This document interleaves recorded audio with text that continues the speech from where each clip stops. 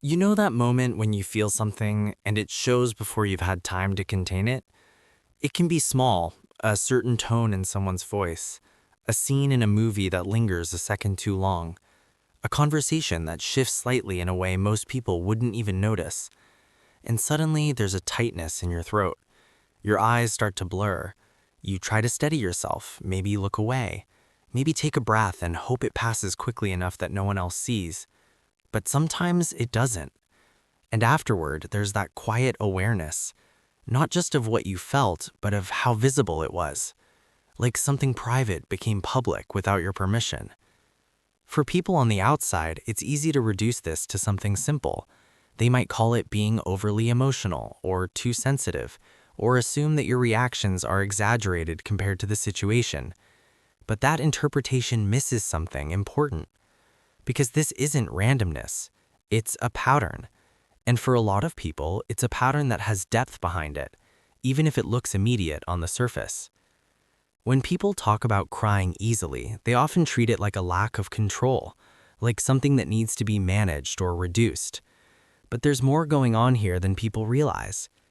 Crying isn't just an emotional reaction, it's a biological process, one that involves the nervous system, emotional processing centers in the brain, and even the way your body regulates stress. Studies in neuroscience suggest that emotional tears are linked to activity in areas like the amygdala and the hypothalamus, regions that interpret emotional meaning and signal the body to respond. When something feels significant, whether it's sadness, relief, empathy, or even beauty, your system can move quickly from recognition to expression. For some people, that pathway is more direct. It doesn't mean the emotion is stronger in a dramatic sense, it means the distance between feeling and expression is shorter. So instead of emotion being filtered, delayed, or redirected, it moves through you in real time. From the outside, that can look like intensity. From the inside, it often feels like immediacy. And that immediacy didn't just appear on its own. It was shaped. If you look closely at how people develop emotional responses, a lot of it traces back to early experiences with feelings themselves. What happened when you were upset as a child? Were emotions acknowledged or dismissed? Were they safe to express or something that needed to be controlled? In some environments, emotional expression becomes a way of communicating when words aren't enough. The body learns that showing feeling gets a response, creates connection, or releases tension that has nowhere else to go. In other cases, it can be the opposite. Emotions may not have been fully processed or understood, so they stay closer to the surface, waiting for moments where they can finally move. Either way, the nervous system adapts. It learns how to handle emotional energy based on what was available at the time. For someone who cries easily, the system may have learned that expression is the most efficient way to regulate, that letting the feeling move outward is safer than holding it in, not because it's preferred, but because it works. And over time, that becomes automatic, which is why it can feel confusing later on. You might find yourself reacting to something that others seem to handle without visible emotion. You might try to stop it, to reason with it, to push it back and realize that it doesn't respond to logic in that moment.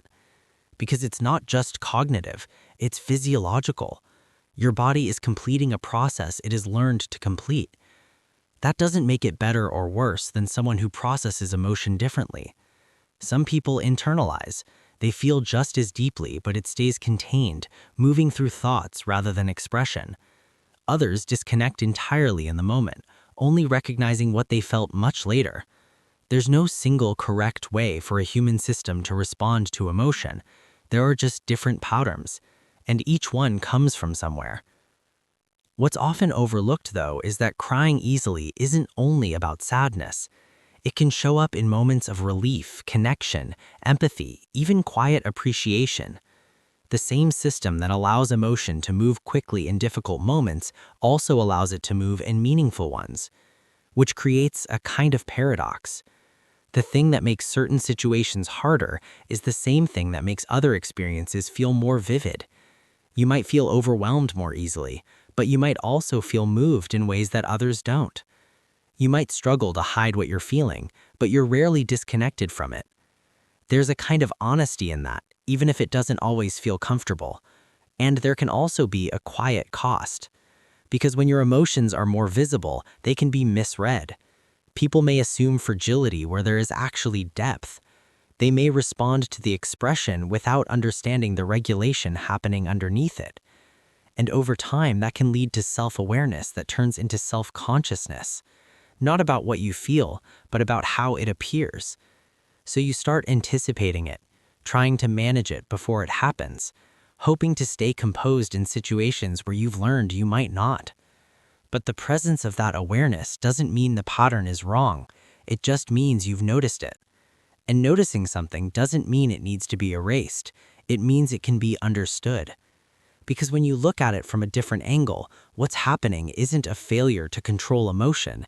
It's a system that processes and releases emotion in a direct way, one that doesn't rely on suppression or delay to function. And that has its own kind of balance. It doesn't mean you're less stable. It means your stability operates differently. There's a difference between being overwhelmed by emotion and being responsive to it. And for many people who cry easily, what they're actually experiencing isn't instability, it's responsiveness. A system that registers meaning quickly and moves it through the body without much distance in between. That doesn't mean every situation calls for that response, but it does mean the response itself has a logic to it, a history, a reason. And when you start to see that, something shifts. The reaction stops feeling like something that's happening to you and starts feeling like something your system is doing for you. Not perfectly, not always in the way you would choose in every moment, but in a way that makes sense given what it has learned. And that understanding softens something. It creates a little space between the experience and the judgment around it, where instead of asking, "Why am I like this?" there's a quieter question underneath. What is my system trying to process right now? That question doesn't stop the tears, but it changes how you relate to them. They become less about embarrassment and more about information, less about weakness and more about movement. And over time, that shift matters, because it allows you to stay connected to what you feel without immediately questioning it, to see the pattern without needing to reject it, to recognize that this way of responding didn't come from nowhere, and it isn't meaningless. It's part of how you've learned to move through the world, and there's value in that, even if it hasn't always been framed that way. If this feels familiar, there's more to this pattern than just how emotion shows up on the surface. There are layers to how you experience connection, safety, and even silence that often go unnoticed until you start looking at them this way.